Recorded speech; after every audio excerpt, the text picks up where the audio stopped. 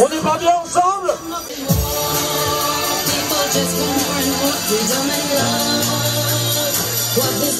On a encore un moral. Allez les jeunes.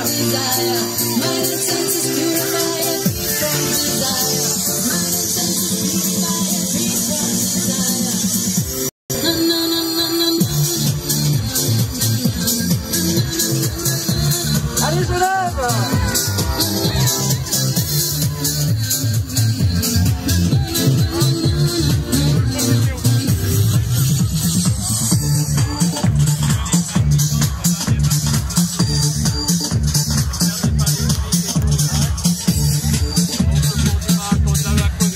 Alors les patrons, ils savent faire des manifestations ou pas?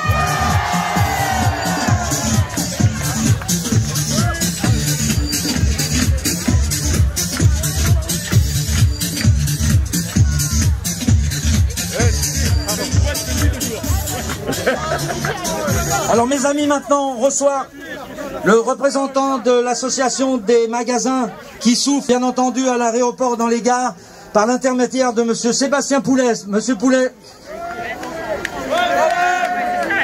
Merci monsieur Terlinchon. En tout cas, je tiens à saluer le dynamisme et l'enthousiasme et en tout cas merci à tous d'être là. Merci monsieur Terlinchon d'avoir organisé cette magnifique manifestation. Aujourd'hui, effectivement, je représente les établissements qui sont dans les gares, surtout les nouvelles magnifiques gares du C20. Nous sommes un peu les oubliés de tout ça. On est régi par les CFF. Aujourd'hui, dans ce milieu, nos commerces y souffrent. Dans les moyens de transport, on a favorisé cette semaine par M. Poggia en favorisant le télétravail. Aujourd'hui, le télétravail ne nous aide pas. Les transports sont très peu fréquentés. Et aujourd'hui, les commerces souffrent. Ils souffrent fortement. Aujourd'hui, on a des loyers qui correspondent à 80 voire 90% de nos chiffres d'affaires. Et aujourd'hui, on doit être entendu. Nous sommes justement pas sûrs du tout que l'État puisse nous aider à hauteur de 50% pour le Genève et 50% par les propriétaires. Donc je pense que aussi ces commerces doivent être entendus. Et en tout cas, merci beaucoup pour cette belle manifestation, M. Terlinchon. C'est magnifique, il y a beaucoup de monde. Et en tout cas, soutenons. Aujourd'hui, on est tous ensemble. On ne doit pas avoir de différence entre nous.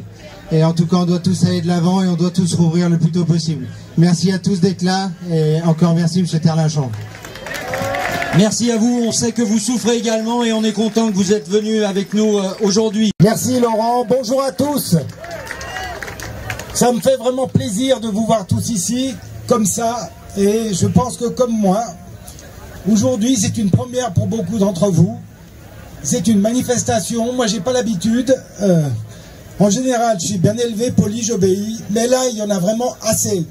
Et je tenais à le dire, et fortement pour ceux qui n'ont pas l'habitude d'aller dans la rue et de couiner un petit peu. Moi j'aurais souhaité que cette manifestation permette demain d'ouvrir tous les magasins. Hélas, hélas, hélas, on n'y est pas arrivé complètement. Une partie des magasins, sous la pression de nous-mêmes, des médias et de ce qui se passe, a pu ouvrir les salons de coiffure, les esthéticiennes, les gens comme ça. J'en suis content. Par contre, cette démarche d'aujourd'hui, elle est essentielle. Elle est essentielle pour nous tous. Elle est essentielle et je pose 3 questions. Combien de citoyens genevois n'ont pas encore compris que notre gouvernement nous mène à la catastrophe? Combien de citoyens genevois n'ont pas encore pris conscience que les deniers de l'État appartiennent à tous les contribuables? Et qu'en obligeant les commerçants à fermer et à mourir aux frais du contribuable, l'État nous vole? Combien de citoyens genevois n'ont pas encore compris qu'on nous ment. On nous ment sur les chiffres, on nous ment sur les tests, on nous ment sur les vaccins et surtout on nous ment sur l'avenir qu'on nous réserve. Ça, il faut maintenant se réveiller. Vous êtes là, c'est parce que vous vous réveillez. C'est magnifique. Une autre chose, combien de citoyens ont oublié que les politiques sont un autre service et ne sont pas des monarchies qui nous gouvernent comme le petit roi. Quelque chose de plus grave. Combien de citoyens se sont laissés paralyser par la peur du virus? Peur entretenue depuis des mois par quelques conseillers d'État en place. Et enfin, combien de citoyens ont réalisé que cette peur n'avait pas d'autre utilité que de nous faire obéir comme des moutons parce qu'ils nous foutent la trouille et on n'est pas d'accord. Mais on n'a pas peur. Enfin, pas tout le monde. Maintenant, moi j'aimerais vous dire encore une chose. Cette manifestation est le premier pas vers un réveil. Elle a pour but d'encourager tous les Genevois à ouvrir les yeux, à retrouver leur discernement et à retrouver leurs conditions d'hommes et de femmes libres. Libres de travailler, libres de bouger, libres de se rencontrer, libres de respirer, enfin libres de vivre tout simplement. Si j'avais un mot à formuler, un souhait, j'aimerais que chacun d'entre vous encourage les gens qui sont autour de lui, dans leur famille, dans leur travail, à arrêter d'avoir peur et à ouvrir les yeux et à pas se laisser faire. Et surtout, écouter leur cœur et non pas toutes les âneries qu'on nous essaie de nous mettre dans les oreilles et pour polluer notre cerveau. Maintenant, en conclusion, parce que vous êtes tous froids, puis merci d'être venus, faisons-nous confiance, parce que nous allons y arriver. Merci. Pourquoi je suis là? Pour soutenir nos commerçants, nos indépendants, nos restaurateurs, les gens qui font l'animation, qui font la vie des villes, de la ville de Genève, mais c'est pas qu'ici bien sûr, qui font, qui apportent avec leur commerce une possibilité de ne pas adhérer aux multinationales qui gangrènent la grande distribution, la restauration, etc. D'avoir une diversité dans nos moyens de consommer, dans nos moyens de nous divertir. Et la danse, la restauration, les bars sont des lieux de rencontre, des lieux où on se socialise. Et c'est là où on peut respirer. On n'est pas là juste pour être productif, rentable, travailleur et s'épuiser jusqu'à la mort. Donc pour moi, c'est important que nos restaurateurs, nos commerçants et les indépendants puissent réouvrir leur commerce, puissent vivre. Parce que comme vous le voyez ici, vous voyez cette petite pancarte qui va payer l'addition, l'État nous sacrifie, nous refuse de perdre le commerce. L'économie locale est en train de se casser la figure, est en train de mourir.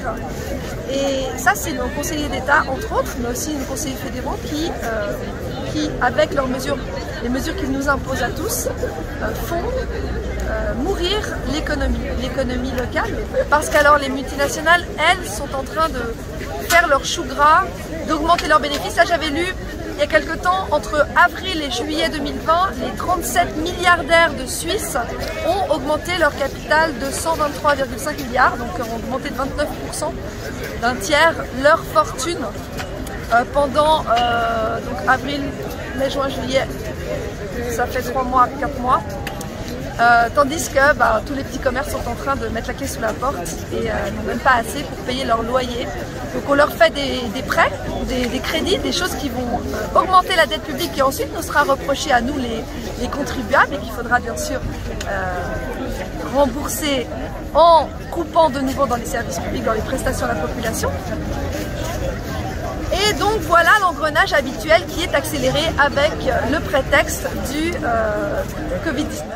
Moderna va livrer la Suisse, a signé avec la Suisse pour 4,5 millions de doses, mais AstraZeneca a signé pour 5,3 millions là, il y a un mois.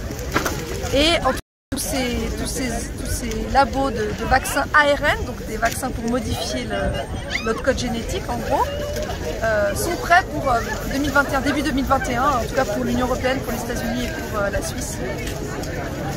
Et il nous présente ces vaccins comme l'ultime issue de ces prisons qu'ils nous ont imposées là, depuis le mois de mars de cette année, alors qu'on sait très bien que les traitements existent. Il y a moult possibilités pour ne pas prendre de vaccin. D'ailleurs, les autres années, je rappelle aussi que les grippes saisonnières qui ont lieu chaque année se guérissent très bien, même sans rien prendre. C'est-à-dire qu'on n'a pas besoin d'un vaccin. Et puis, je voulais aussi parler des mesures liberticides qui se densifient,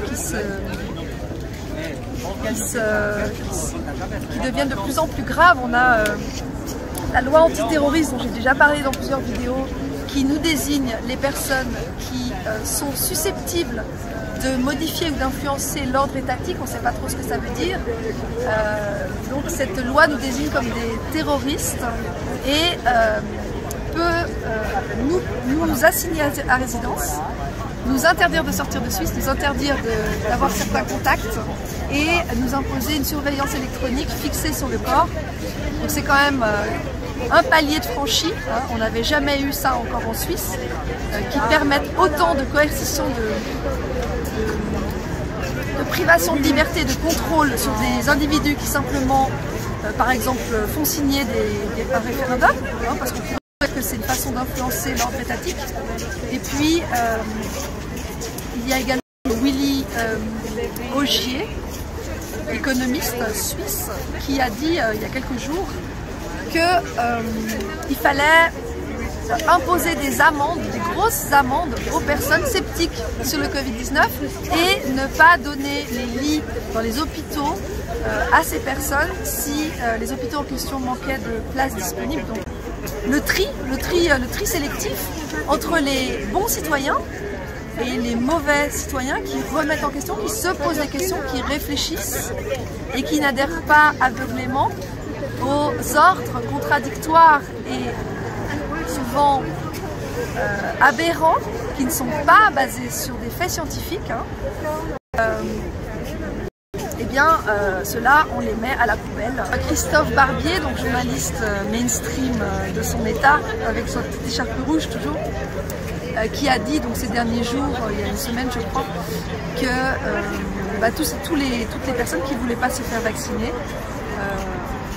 on les empêcherait tout simplement d'aller au restaurant, de prendre l'avion, de travailler, et qu'ainsi ils seraient confinés, ils s'auto-confineraient et ne feraient pas partie de la société. Donc rien de moins qu'une mise au pas, une mise à l'écart des parias qui n'adhéreraient pas à la thèse gouvernementale ordonnée par l'OMS. Le gouvernement suisse a prédit de donner 70 millions pour la recherche sur les vaccins et 300 millions également pour les doses. Donc voilà où vont nos impôts, et ensuite ça permet donc à Pfizer, à Moderna, à AstraZeneca, à Lonza, à Roche de faire des bénéfices jamais vus. Donc voilà où vont nos deniers, et où ne vont plus nos deniers, c'est précisément les petits commerces qu'on est en train de défendre aujourd'hui.